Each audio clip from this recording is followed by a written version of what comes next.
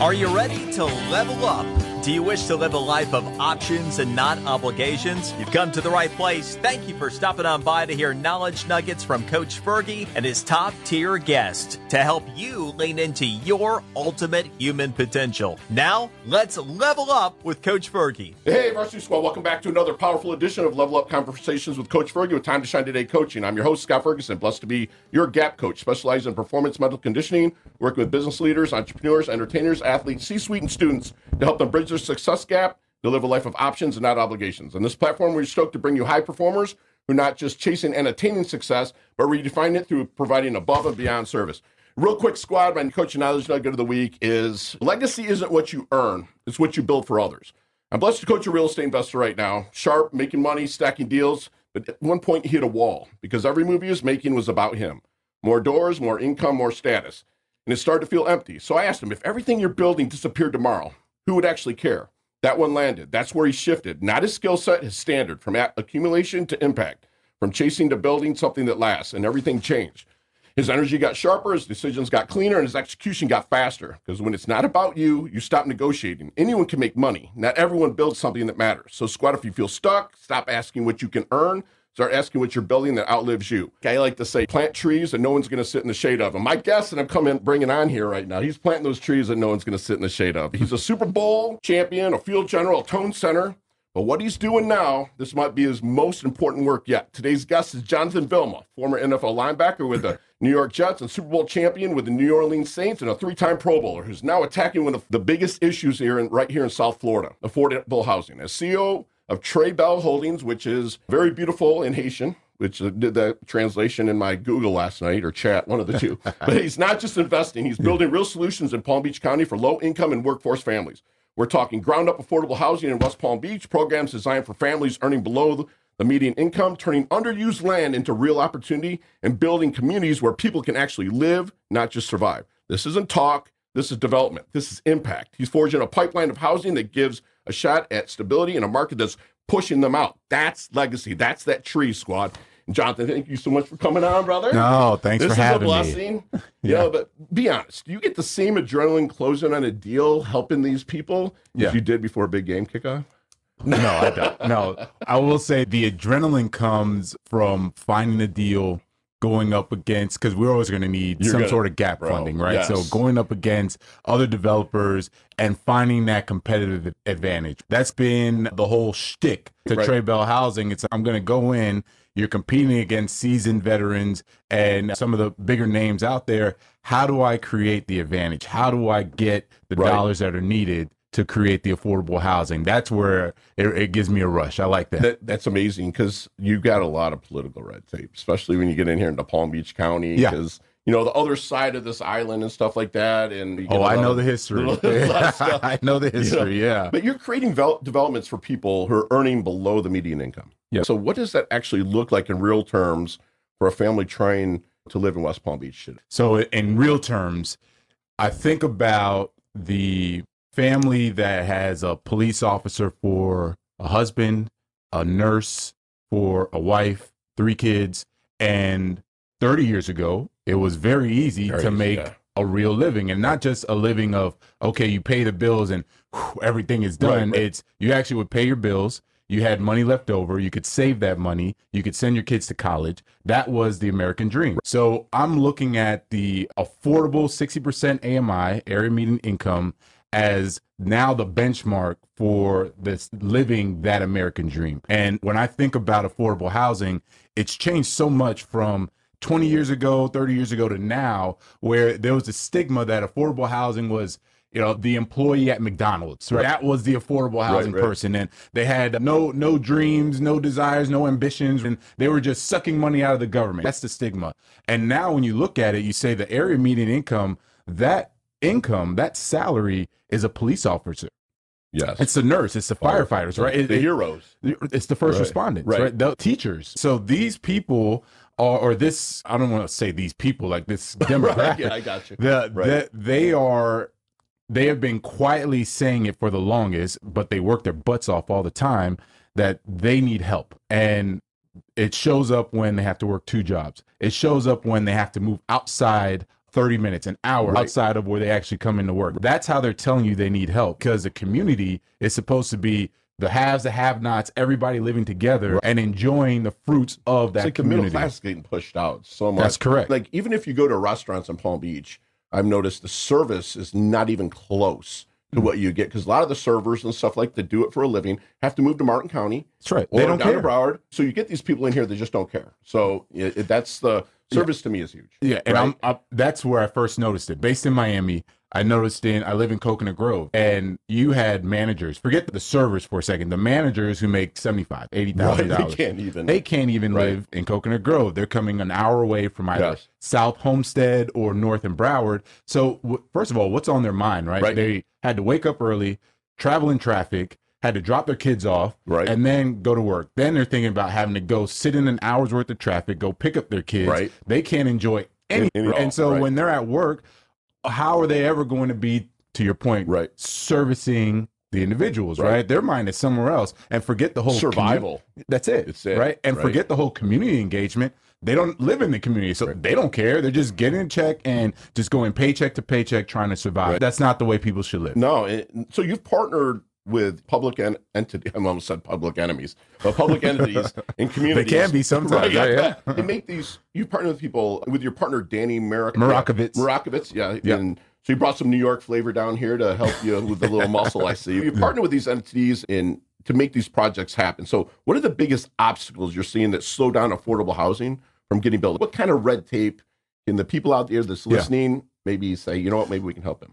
I'll first start with the good. The good is that everyone recognizes, everyone, I'm referring to government as well, recognize that there is an affordable housing crisis. Yes, sir.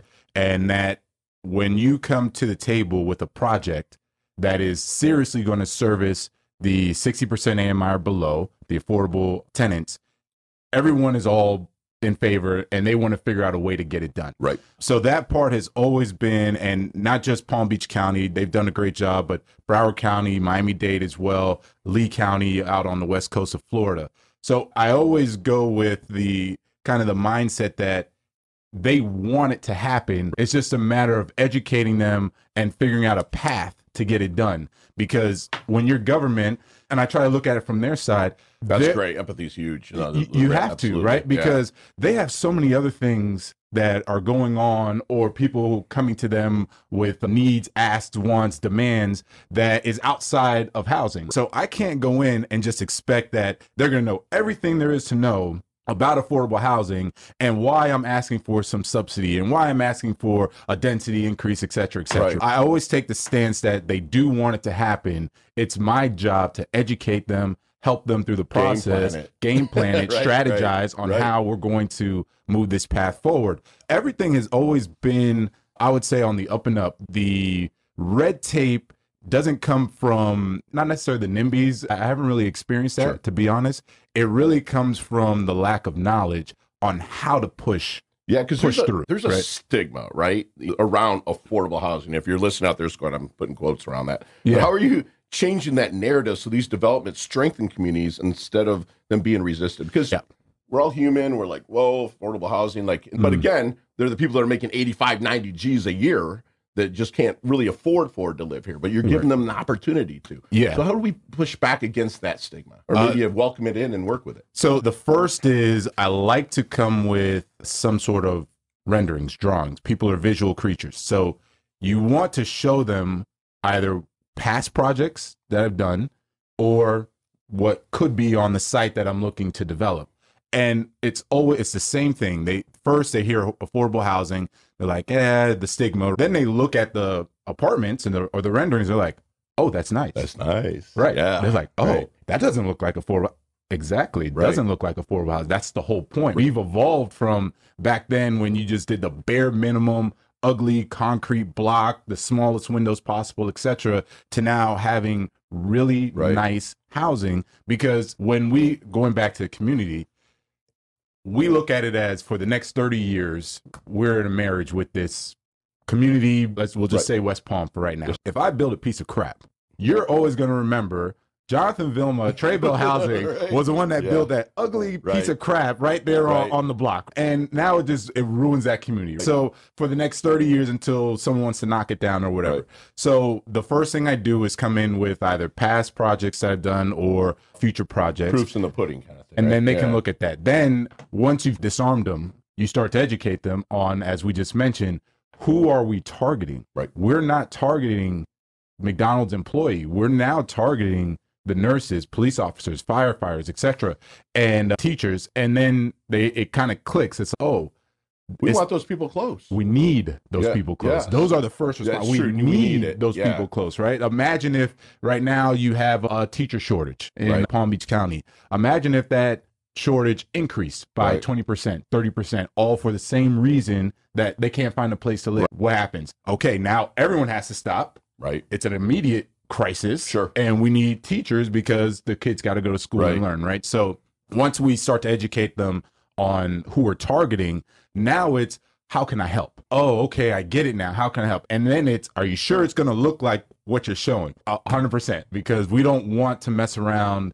with being that guy that tried to pull the rug I love from somebody. how transparent you're being with that. You're just open book and putting it out there, and you're aligning with the right people. We'll talk a little bit about who you are aligning with as well in the area here. Right now, we're going to throw it to our sponsor, Steve Austin with Rise Mortgage. We're blessed to have him come on and share a little market update with us. Steve, take it away. Thanks, Scott. Happy Saturday, everyone. This is Steve Austin with the Rise Mortgage Dynamic Team with your mortgage tip of the week. Don't let the old mortgage industry myths be the reason you stay on the sidelines. One of the biggest ones is that you need 20% down to get in the game. Short answer, that's fake news. To learn about your actual down payment options, give us a call at 561-250-6044. That's 561-250-6044. That's it for this week. This is Steve Austin, your branch manager, NMLS 762328 with the Rise Mortgage Dynamic Team, NMLS 1604663, an equal housing lender. Are you looking to finance your dream home, vacation getaway, or an investment property? The Rise Mortgage Dynamic Team and Company is here to help. Steve Austin and his team, their expert loan advisors, combine local knowledge with cutting-edge technology to make your financing process efficient and seamless. Whether it's your first home or your next investment, trust Steve Austin and the Rise Mortgage Dynamic Team and Company to guide you every step of the way. Visit them today and experience the perfect blend of technology and personal touch. Steve Austin's Rise Mortgage Dynamic Team, your local experts in residential financing. Call Steve today at 561-352-9278.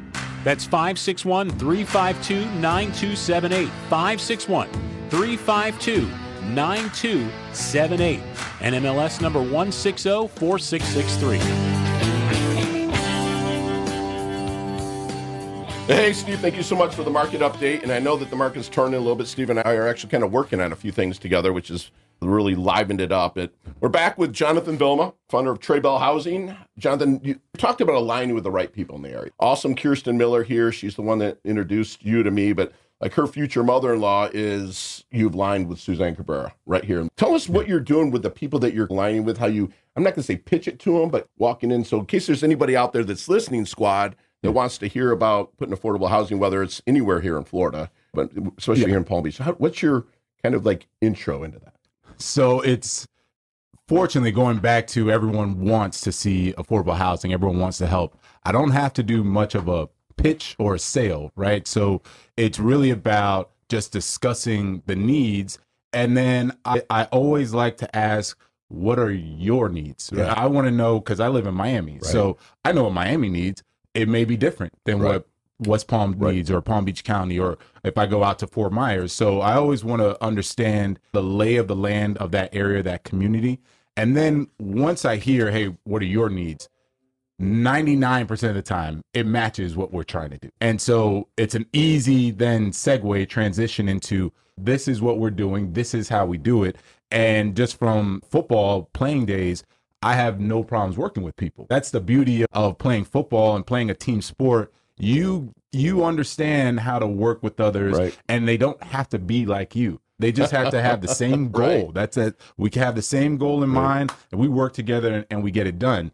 So for myself and Trey Bell, we are always looking for not just obviously land to develop, but real partnerships. We're looking for the conversations with someone who may know someone who may know someone that has land. I'm okay with that because whether it happens or not, I know that we are aligned in what we're trying to accomplish. Right. So me having those relationships, it's always good for that person and myself, where Suzanne, for example, she may run across a church that's trying to figure out how to develop their land. She says, oh, we have someone, Jonathan, he's done it with over on Haverhill. He's done it with a church group, and it'd be great for you guys to connect. Thank you. I appreciate it. And go from there. So that's really how those relationships start. They start from just, are we on the same page? Let's start there. We have the same goals, same service to the community. And then from there, it goes. Love it. And you've built systems that keep your properties 97, 98% occupied, correct? Yes. So, what are you doing differently that other developers maybe aren't? Because I know that you're heart-centered and you're service-centered, but is there anything like secret sauce that you're keeping these, I know the needs there, but they're staying there and they're paying, right? Yeah. What do you think what is the difference? Good question. I wouldn't say there's a difference. I'd say there is we're intentional. We're intentional with our property management companies to make sure that they understand the tenant that they're dealing with. And for example, if I have a luxury market rate downtown West Palm and I have a property manager, someone misses rent, more than likely they could afford it. And if you need to be strict and evict and get them out right, I get it. When you're dealing with affordable housing, we all know things come up, especially if, God forbid, they had to go to the hospital or their kid had to go to the hospital or their mother, the grandparents, somebody. Then all of a sudden they're a little tight on rent. You shouldn't be as strict with this person and wanting to set the tone. Understand what happened first and understand that it is extremely hard for these tenants to get housing because let's say they have a voucher, Section 8 voucher. Sure. You have 80% of the landlords don't want to deal with it. Yep. So they've already lost. Even though it's free money. That's free money. It's guaranteed. Rent. Correct. And what they're getting for a 3-bedroom in South Florida is pretty substantial. I believe it's $22.80 or something like that for a 3-bedroom or something. Still don't want to deal with it. Even with that. So think about that. They lose 80% of the available units that are out there because the landlords don't want to deal with it. So when they come to our properties, we understand that it is very hard for them to find a place to stay. They're going to do everything they can to make sure that they're going to be here. Right. And so if they miss rent, if they're late, there has to be a good reason. And then obviously if it's a habitual tenant, then you do what you need to do. But for the most part, we like our property managers to really understand, empathize with the tenants before just bam, doing what they have to do and get out and do it. And then they appreciate that. The tenants appreciate it. Yeah, does any of this really, because it hits home, does it go back to your roots a little bit, something that maybe you went through? Or was it something, where did it come up with? Because I know that you were right with what you did with the money you made, right? You invested and stuff like that. At least according to the dive that I did. They're all liars. Nah. But no, I was friends with a guy who played linebacker of the Detroit Lions, Tom Beer. He was, Benny Blades. Used to be like, park your car way out there because it's a piece of junk. It was always funny with Benny and whatnot at the time because at the time I was like bouncing at a bar when all the Lions were playing and stuff like that. Yeah. But Tom now is one of the biggest lenders in the nation. So he did it. So what do you feel that you learned from the Shield, from the NFL, that really played forward into the civilian life, if you will, to really want to lay into service? Because a lot of athletes, they rightfully, they beat up their body and they want to enjoy their life. But you're like getting in the trenches, bro. Yeah. One, I like the challenge. So that's always been... I like the mental challenge and the competition, as I said, of going and getting the deals. The service part really came from, I went to Coral Gables Senior High, and Coral Gables, the city of Coral Gables, very affluent. A lot of my teammates, they lived in a part of the Grove that's very urban. So it was a lot of the haves and the have-nots. Might see it on 30 for 30 kind of documentaries and stuff like that. Yes, yes. For me, and I lived out in Kendall. I was in the suburbs, but I was fortunate to have friends of all walks. That's awesome. Rich, white, Spanish, black, poor, didn't matter. So what I saw back then was, one, everyone's basically the same. When you think about it, everyone's basically the same. People are people. But I noticed when I came back from playing, retired from the Saints, came back, I noticed Coral Gables booming, beautiful, awesome. And rightfully, I saw parts of Coconut Grove booming, beautiful. But then the parts where a lot of my teammates came from, it was just the same way it was 20 years ago. Yeah, they hasn't changed much at all. It didn't change much at all. Put some lipstick on the pig or whatever, but they're not making real change. Not making real change. So that's really what kind of struck me, because I said, there's really no real reason that you have Coral Gables right here. You can literally walk 5 minutes and it's all beautiful everywhere around Coral Gables. You walk 5 minutes the other way, and then all of a sudden you're in the urban part of Coconut Grove. Then you go another 5 minutes and it's beautiful again. It's beautiful. Right? There's pockets around it, right? Exactly. So that really stuck with me.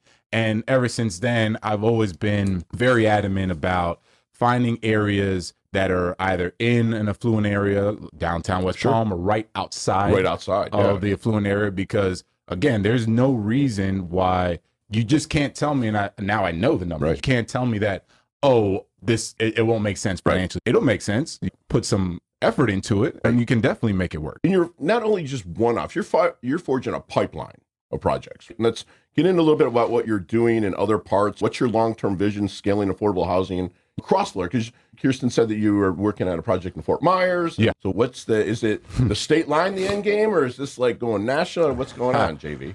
Man, great question. So let me first start by saying, what's my business model? And let me explain that for a second. Yeah. So my business model, because of starting in Miami, the cost of land and the cost to build here in Palm Beach County as well is very expensive. Sure. Because we have to do concrete, block and plank, and if you go north of Palm Beach, you can do wood, etc.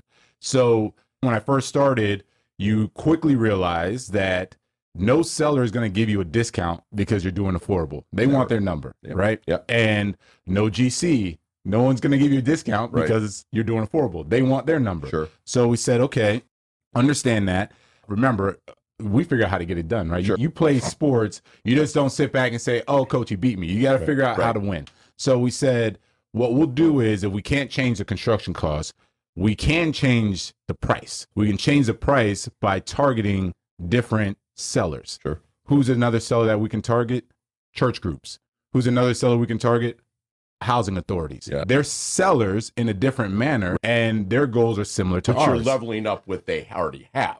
Correct. So the idea was to make sure that the time and money we spend goes only to pre-development costs. Love it. And so we'll partner with the church, we'll partner with the housing authority, community land trust groups, we'll partner with anybody that has land that they want to develop for affordable housing, and they're willing to let us take the time that we need to get this project off the ground. Off the ground, love it. So that was the first thing. So doing that meant that I have to go out now and be all over the place. So to answer the question about where do I stop at Orlando South, because there's such a big need. Yes. And then at some point may think about going outside of Florida. But the biggest thing was lowering our land basis. We've done that, partnering with the housing authorities, partnering with the church groups. We've done that. Love that. And because you're adding value, man. Right. And that's what we're doing. The church groups are able to get a new church, plus get it's a real partnership. So they get cash flow off of the units. Love it. And as we wind it down a little bit here, I actually got this question. It's a canned question I asked all my guests. Yeah. But I got it from the OG Ray Lewis, actually. Right? Yeah. So another U in Miami guy. See the smile it brought to my face. He said Ray Lewis. But how do you want your dash remembered? That little line in between your incarnation date and your expiration date, your life date and death date. How do you want your dash remembered? I want to be remembered first as a good father. My daughter's 16. Love it. I always want to set an example for her.